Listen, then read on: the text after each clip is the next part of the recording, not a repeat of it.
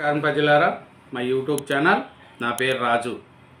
ఆంధ్రప్రదేశ్లో లిక్కర్ స్కామ్పై రోజు రోజుకు కొత్త విషయాలు బయటపడుతున్నాయండి. ఇది 3,500 కోట్ల లిక్కర్ స్కామ్ అండి. దీంట్లో మనం చూసుకుంటే A1 రాజ్ కసిరెడ్డి గారి నుంచి మిథున్ రెడ్డి వరకు అరెస్ట్ చేయడం జరిగింది. ఇంకా కొంతమంది దుబాయ్లో 6 మంది ఉన్నారు, థాయిలాండ్లో 3 ఉన్నారు. ఈ 9 మంది కోసం రెడ్ కార్నర్ నోటీసులు కూడా పంపారండి ఈ లిక్కర్ నిందితులపై. వీళ్ళు ఇంటర్పోల్ సహాయంతో సిబిఐతో సంప్రదింపులు కూడా ఉన్నారండి. ఈడీ సహకారం కూడా కావాలనేది కోరుకుంటున్నారు. ఎందుకంటే దుబాయ్లో 6, థాయిలాండ్లో 3 ఈ లిక్కర్ నిందితులపై రెడ్ కార్నర్ నోటీసులు పంపించారు. వీళ్ళు కేసు రాగానే పారిపోవడం జరిగింది. ఇది ఈ లిక్కర్ స్కామ్లో ఇంకా విషయం ఏమిటంటే, వీడి డైరెక్టరు ఎంటర్ అయ్యారండి. ఇది ఏమిటంటే శర్వాణి డిస్టిలరీ డైరెక్టర్ చంద్రారెడ్డికి నోటీసులు ఇచ్చారు. ఈ నెల 28న విచారణకు హాజరు కావాలని కూడా ఆదేశం చేశారండి. జగన్ హయాంలో ఆంధ్ర గోల్డ్ పేరుతో శర్వాణి ఆవా PMLA చట్టం కింద ఈడీ దర్యాప్తు, ఇదివరకే సిట్ నుంచి సమాచార సేకరణ, ముడుపుల్లో విదేశీ లింకులు లాగడంపై దృష్టి. చూడండి, ఈ లిక్కర్ స్కాము ఎలా చేసింది ఏమిటంటే 2019 నుంచి 2024 వరకు జరిగిన వైసీపీ ప్రభుత్వంలో ఎలక్షన్లో మన జగన్మోహన్ రెడ్డి గారు ఏం చెప్పారంటే, పూర్తిగా మద్యపాన నిషేధం చేస్తాను అంచెల విధిగా చేసి 2024లో మీకు మద్యపానం నిషేధం చేసిన తర్వాతనే మిమ్మల్ని ఓట్లు అడుగుతానని మన జగన్మోహన్ రెడ్డి గారు చెప్పారండి. ఆయన నమ్మారు. పూర్తిగా మద్యపాన నిషేధం చేస్తారు, ఒక అవకాశం ఇవ్వండి నాకు అని మన జగన్మోహన్ రెడ్డి గారిని నమ్మి ఓట్లు వేశారండి. అధికారంలోకి వచ్చిన జగన్మోహన్ రెడ్డి గారు చూస్తే మద్యపాన నిషేధం కథ అట్టు వదులు, కానీ మద్యపానాన్ని మన గవర్నమెంటు షాపులుగా మార్చి మన కరోనా టైంలో అయితే టీచర్లను కూడా కాపలా పెట్టి మద్యాన్ని అమ్మించిన సంగతి మనకు తెలిసే ఉంటుంది. ఇది మద్యపానం నిషేధం పేరిట తొలుత పన్నులు పెంపు చేశారండి. అది రేట్లు విపరీతంగా పెరిగిపోతే ఆ రేట్లు పడిపోవడంతో, రేట్లు ఎక్కువ పెరగడంతో 2020-21లో భారీగా పడిపోయినాయి అమ్మకాలు. అప్పుడు ఈ భారీగా రేట్లు పెరగడం, అమ్మకాలు తగ్గిపోవడంతో కమిషన్లు కూడా తగ్గిపోయినాయి. అప్పుడు వెంటనే ఉలిక్కిపడిన ప్రభుత్వము వెంటనే మద్యపానంపై పన్నులు తగ్గించింది. తిరిగి జోరుందుకున్నాయి అమ్మకాలు, కమిషన్లు.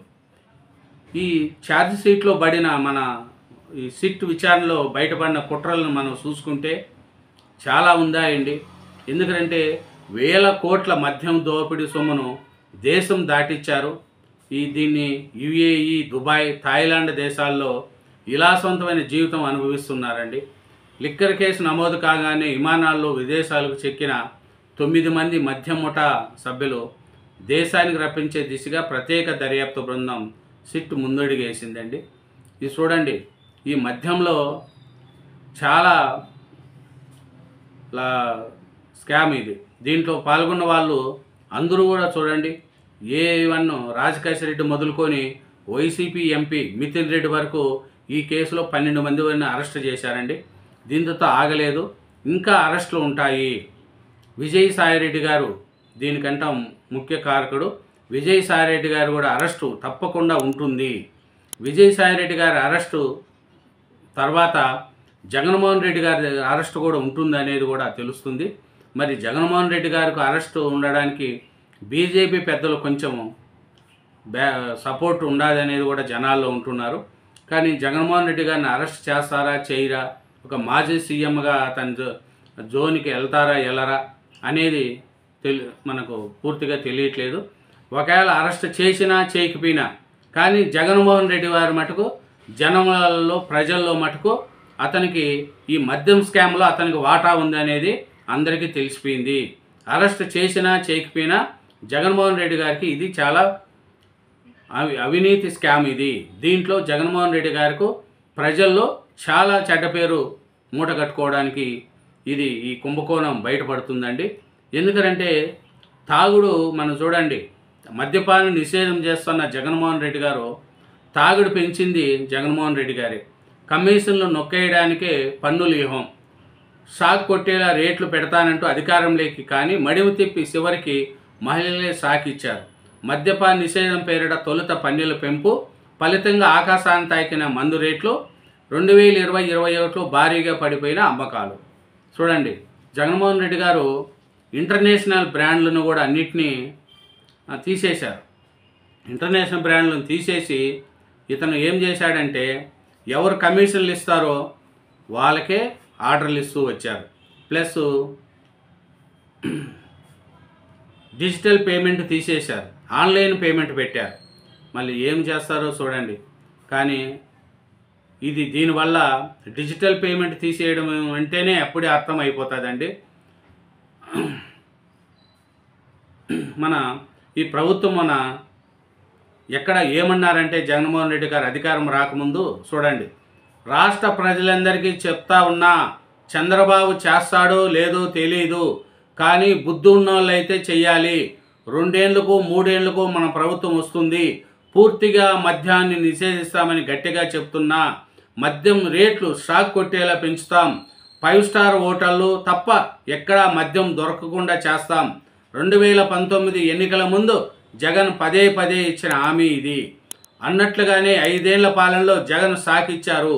కమిషన్లు నొక్కేయడం కోసం తగ్గిన తాగుడును కూడా ఒకసారిగా పెంచేసి మద్యపాన నిషేధం చేస్తానని నిజంగా తను నమ్మిన మహిళలకు జగన్ షాక్ ఇచ్చారు. అది ఎలాగంటే చూడండి, మన జగన్మోహన్ రెడ్డి గారు ఇదే చేశారండి. 2019-2020లో మన ఛార్జ్ షీట్లో చూసుకుంటే 3.08 కోట్లు లిక్కర్ అండి, 2.1 కోట్లు బీరు. 2020-21లో 1.86 కోట్లు 57 లక్షల బీరు. అదే 2021-22లో 2.63 కోట్లు బీరు లిక్కరు, 81 లక్షల బీరు. 2022-23లో 3.35 కోట్లు లిక్కరు, 1.16 కోట్లు బీరు.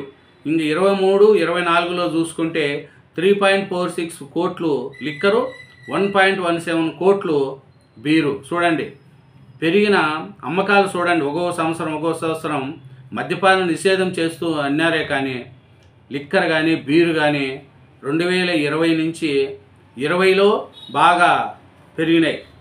21లో రేట్లు పెంచేసేవాడికి బాగా రేట్లు తగ్గిపోయినాయి. అప్పుడు తర్వాత రేట్లు తగ్గించేవాడికి మళ్ళీ 2021 నుంచి 22 వరకు విపరీతంగా అమ్మకాలు చేసేశారు. దీంట్లో వాళ్ళు కమిషన్లు తీసుకున్నారు, ప్రజలకు చెప్పిన మాటను తప్పారు. మద్యపాన నిషేధం పూర్తిగా చేస్తానని చెప్పిన జగన్మోహన్ రెడ్డి గారు ఈ తాగుడు పెంచింది కూడా జగన్మోహన్ రెడ్డి గారేనండి. కమిషన్లు నొక్కేయడానికి పన్నులు వ్యూహం చేశారు. లిక్కర్ స్కామ్ ఛార్జ్ షీట్లో బయటపడింది కుట్ర. ఇదన్నీ లిక్కర్ స్కామ్లో ఛార్జ్ షీట్ చేసిన సిట్ అధికారులు బయట పెడుతున్నారండి. ఎందుకంటే 2019-20లో 5.2 కోట్ల కేసులు లిక్కర్ అమ్మితే పన్నులు పెంచడంతో 2020-21లో అమ్మకాలు 2.43 కోట్లకు పడిపోయినాయి. చూడు, అమ్మకాలు బాగుంటే మద్యంపై కమిషన్లు వస్తాయి, కానీ అమ్మకాలు తగ్గిపోయిన కారణంగా కమిషన్లు తగ్గాయి. దీంతో ఉలిక్కిపడిన తాడేపల్లి శిబిరం వెంటనే అమ్మకాలు పెంచుకునేందుకు పన్నులు తగ్గించేసింది. చూడండి, ఇది 1920 సెప్టెంబర్ జీవో 256ను జారీ చేసి భారీగా రేట్లు తగ్గించేశారు. అది రేట్లు తగ్గంగానే ఇంకా మళ్ళీ రేట్లు అమ్మకాలు బాగా పెరిగినాయి. ఇది లిక్కర్ మార్కెట్లో ఎక్కువగా అమ్ముడుపోయే క్వార్టర్ 150 రూపాయల వరకు ధరలున్న బ్రాండ్లు ధరలనే తగ్గించారు. కానీ తాగే పేదలు మళ్ళీ తాగుడు పెంచారు. దీంతో 23-24 నాటికి 4.6 కోట్ల కేసులను మద్యం అమ్మకాలు పెరిగిపోయినాయి. చూడండి, ఇది వైసీపీ ప్రభుత్వం తాను తీసుకున్న నిర్ణయానికి విరుద్ధంగా మరో నిర్ణయం తీసుకోవడాన్ని ఛార్జ్ షీట్లో సిట్ కీలకంగా ప్రస్తావించింది. పన్నులపై తొలుత వచ్చిన జీవో వల్ల అమ్మకాలు తగ్గాయి, కానీ ఆ తర్వాత చేసిన జీవో పూర్తి వ్యతిరేక దిశలో ఉండి అమ్మకాలను పెంచింది. కమిషన్ల కోసం 4 నెలల్లోనే పెంచిన పన్నులను తగ్గించేశారు అని సిట్ పేర్కొనిందండి. ఇది సిట్ అధికారులు ఇవన్నీ ఛార్జ్ షీట్లో పెట్టారు. ఇది పెద్ద కుంభకోణం అనేది కూడా వాళ్ళు చెప్తున్నారు. రాష్ట్ర ప్రజలకు మన జగన్మోహన్ రెడ్డి గారు ఆడవారికి మగవారికి అందరికి కూడా సాకిచ్చారండి. ఎందుకంటే మద్యపానం నిషేధం చేస్తూ మద్యాన్ని అమ్మి మద్యం మీదనే లోన్ తెచ్చుకున్న వైసీపీ ప్రభుత్వం అండి. 20 ఏండ్లు తాకట్టు పెట్టి మద్యదానం మీద లోన్ తీసుకొచ్చారు. ఇప్పుడు ఆ లోను అది చేశారండి. సిట్టు విచారణలో ఇంకా కొన్ని నిజాలు బయటపడతాయని, దీంట్లో తర్వాత జగన్మోహన్ రెడ్డి గారి దగ్గరికి పోతారా పోరా అనేది, కానీ పోయినా పోకపోయినా ఈ లిక్కర్ స్కామ్ అనేది జగన్మోహన్ రెడ్డి గారికి మచ్చలాగా ఏర్పడిందండి. మహిళలు కూడా వ్యతిరేకత అనేది పెంచుకున్నారు. ఇదేనండి లిక్కర్ స్కామ్లో సిట్టు ఛార్జ్ షీట్లో పెట్టిన విషయాలు. Thank you very much. నా ఛానల్ను సబ్స్క్రైబ్ చేయండి, నా వీడియోను లైక్ చేయండి. Thank you.